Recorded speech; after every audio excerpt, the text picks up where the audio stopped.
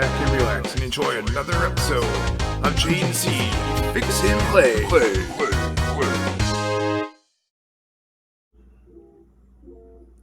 Hope everyone's doing well. So the purpose of today's video is actually a repair. And what we have here is a GameCube Smash Brothers Edition controller. And this is one of the recent ones, the ones that have come out recently. With the Nintendo Switch, and I know they did this with the Wii U as well. And these controllers, even used, are $40, $50, $60 on eBay. There's just a high demand for them. And, part of the reason is just the demand, the fact that Nintendo's not producing them anymore. So I wanted to make a video actually on repairing one. And I got this one cheap on eBay. It was definitely less than $25. I'm not going to say the exact amount. But the problem with this one is start button does not work. And one thing with these controllers is that they're actually pretty easy to fix. So if you have one that's broken, hopefully this video can guide you down a path with the opportunity to fix it before you have to go spend another $50 or even $75 for a new one. And possibly you can pick one up off of eBay that's broken and fix it yourself. And it's also a really easy modification or repair if you're new to trying to fix anything involving a video game system. So let's get into it. So for starters, you're gonna need a couple items. Tri-wing screwdriver. This is to get into the controller itself. And you'll see you got a few access points here that you have to take out the screws. I like to use a toothbrush. I think this cleans the contacts and the pads themselves very well. And 91% alcohol. I know a lot of people might have 70%, and I know a lot of stores that might be all they have, but try to use a 90% or better, just because it has less water in it, evaporates pretty quick, and I think that's the best one to use.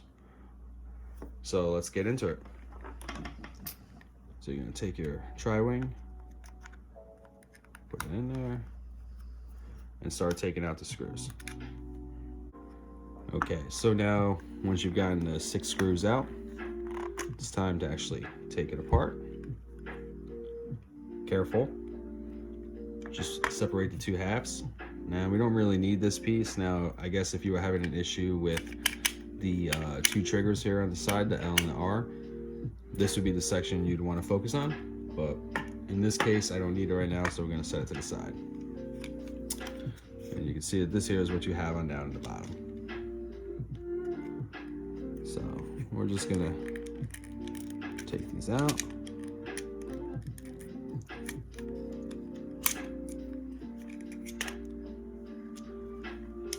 And just like that, there we go. The unit is separated. So in my case, I need to clean this pad.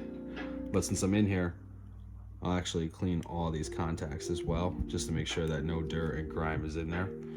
So let's go to that. Okay, so take your toothbrush, get some alcohol on it, and you just want to lightly scrub on the pads and try to stick to the pads. Try to stay away from this zone of the controller right here. You don't really want to get onto that.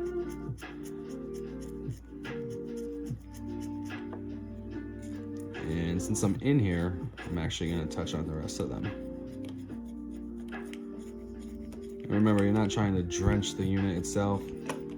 You just want to get away any type of dirt or possibly a liquid that kind of got on there.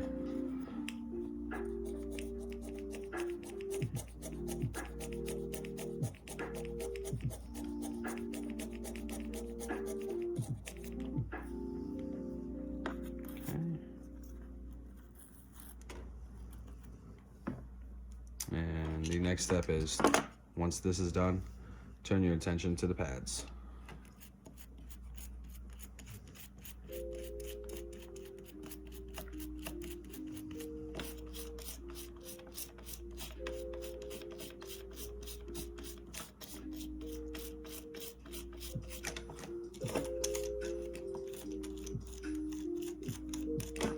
If you had to, you can actually just take them out and just clean them.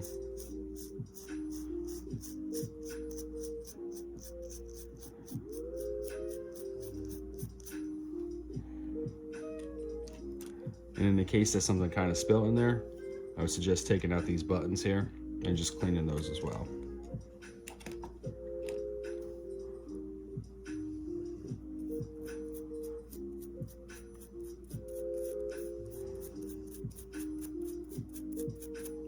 Okay.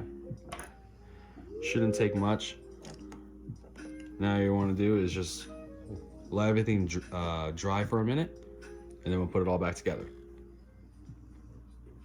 So now once everything has had an opportunity to dry, you're just going to take this thing and you're just going to put it back, just like so.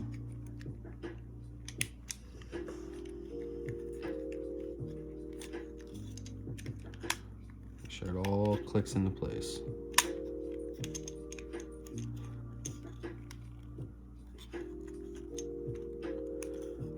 Once you have that, you're going to put the two halves back together. Alright, now once you get the two halves together, before you go ahead and put the 6 screws back in, just give it a little test. Make sure all those buttons feel good. No issues. And if everything feels good, just take the 6 screws and start dropping them back in.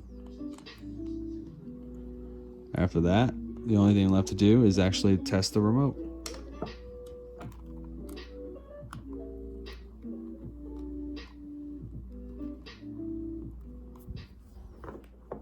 So I hope that helps you guys. I hope it gets you started on possibly fixing your controllers, or maybe buying a broken one on eBay and fixing it. And the same is, like I stated earlier in the video, the same is whether it's an NES, there's usually contact pads, which are the problem. N64 obviously has that center joystick, which is a little bit of a different issue. And I actually will have one of those coming up soon.